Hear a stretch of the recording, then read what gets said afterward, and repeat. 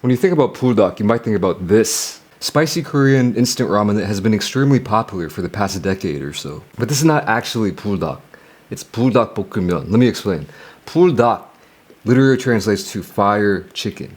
And buldak 볶음면, the noodles, they got inspiration from the original fire chicken, super spicy Korean dish that had existed 10 years or more before this instant noodle came out. Man, I got it right here. This is the original buldak. And according to my sources, this is from the restaurant that started it all, the low-key OG. And I served it up just like you'd find it at the restaurant. I bought this little hot plate, and we got some cheese on the bottom, melted up, and some very spicy looking chicken right on top. And this place has 5 spice levels, 1 through 5. I got level 5, of course. They say level 3 is comparable to the buldak 볶음면, the fire noodles. And I also got myself one of these. This is a cool piece. This is a drink that you might find at an establishment like this. It's supposed to cool down the mouth if you can't handle the burn. And all this came out to about 18 bucks, so not a bad little price point. But I did pay like 10 bucks for this little plate.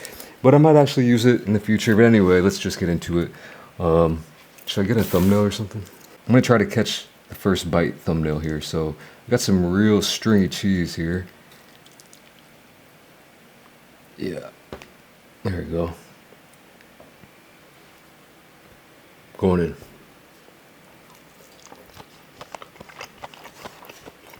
in. Wow. All right. So this chicken typically is It's typically wow. Hold on. I'm definitely gonna need this. Right off the bat, it tastes great. The spice, it's creeping. It's creeping in on me, and I feel like I'm gonna be breaking into a heavy sweat here in a few minutes. But yeah, this chicken is typically kind of like char grilled over some coals. So it does have a really nice kind of that barbecued flavor, that char grilled flavor.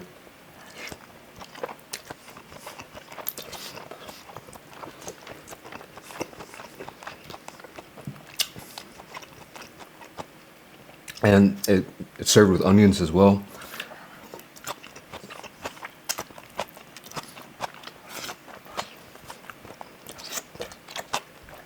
Which I'm a big fan of. The cheese does kind of help with the spice a lot, actually.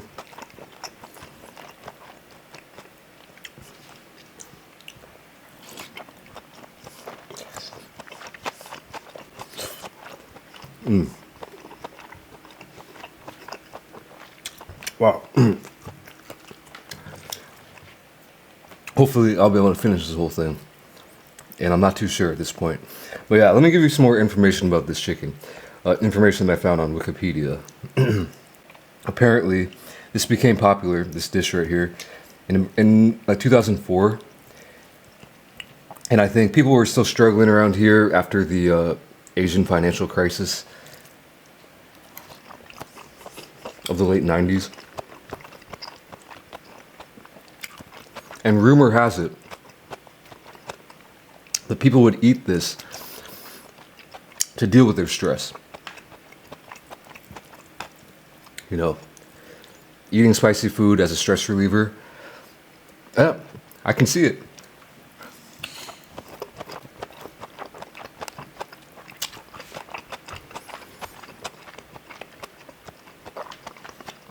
Also, this is typically, you'd probably eat this with some alcohol. Probably beer or soju. So maybe that's the real stress reliever, but, you know, I'm going for the double whammy there.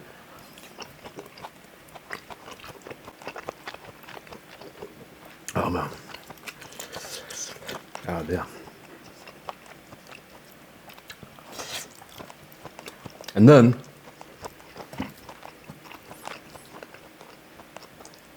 after this became super popular, apparently, sorry about that, it kind of gave rise to the extremely spicy food trend culture in Korea.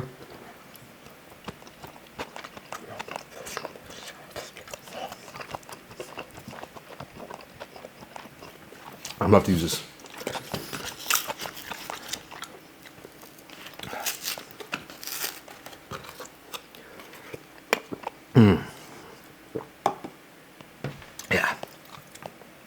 So apparently, after this became super popular in 2004, super spicy food started popping up all over the place. Spicy food has always been kind of synonymous with Korean food, but I don't really buy that. Most Korean food that I've had, at least for me personally, has not been that spicy. You can detect the spice in some classical Korean dishes,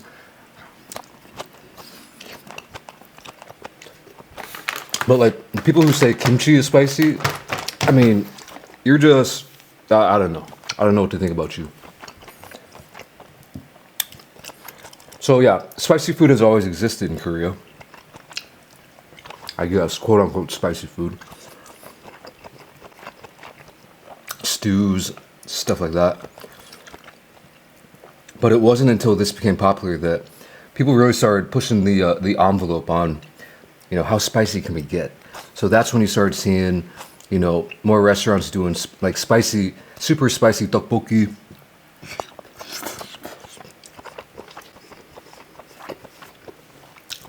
Now, if you go to a fried chicken spot here, you can probably find some spicy chicken option. I'm forgetting what all the other like super spicy. I know there's a really spicy tonkatsu that you can get, and obviously the ramen that this was inspired from. It's pretty spicy as well.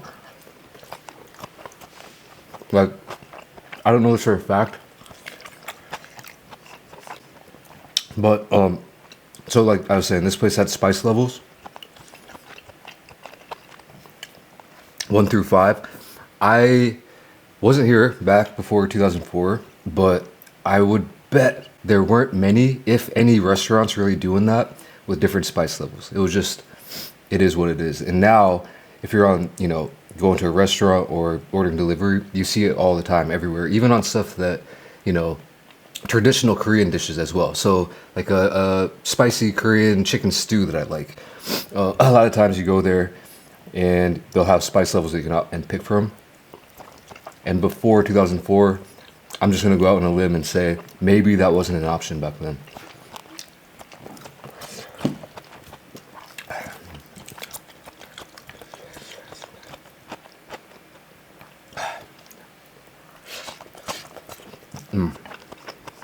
Love the onions. Great touch. I should have ordered 2 things of cheese.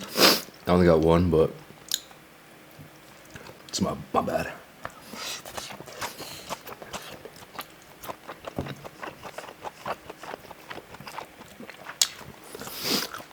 And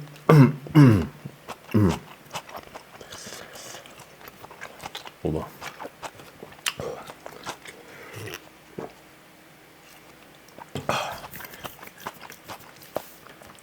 This is one of those things where it got me thinking, like, I never thought traditional Korean food was that spicy, but I've had a lot of spicy food in Korea after I moved here, 10 years ago. And maybe that was all because of this singular dish right here. Because it was insanely popular back in the day. I think it is losing popularity a little bit. And now, as you can see, the word buldak, the first thing that you think of when you hear it might be the ramen and not the actual dish.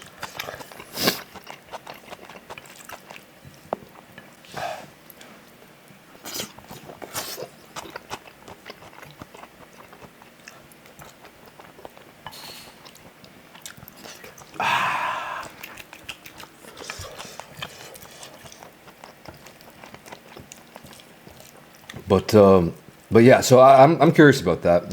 Maybe some of y'all have more information about that or firsthand experience. I was talking to my wife about it, and she obviously, when she was younger, wasn't like documenting all the different spicy restaurants. But she did say that she did feel there was a change around the time where this became popular, and then after, when it came to just this kind of super hot food.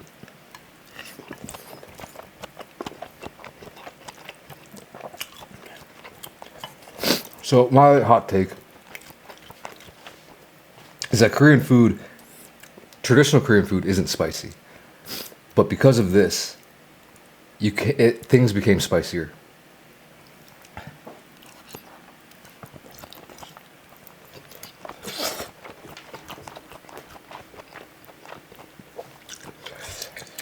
But you might be one of those people who think that kimchi is spicy or kimchi jjigae, whatever. If you're one of those, nothing I can do for you, man.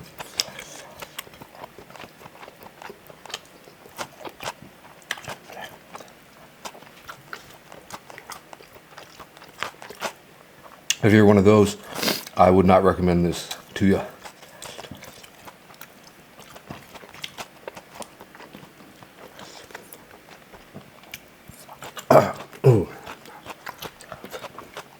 But if you're one of those people that do really like the spicy Korean food, the extra spicy stuff, definitely try this. And if you're someone who likes the ramen, the product, definitely get this as well, if you can find it. A lot of times it is served with cheese. A lot of times it's also served with, like I said, alcohol, but other things to kind of tame the spice a little bit, other side dishes, like something like rice dishes or whatever, just plain, mild rice dishes, or steamed eggs, which I didn't get here, but I think this is good enough for me. Well, I'll tell you what, that was a very enjoyable meal. I definitely enjoyed this little plate I got. But yeah, that's about it for this video. So thanks for watching. Really appreciate y'all. Just getting out of here, and I'll catch you in the next video. Peace.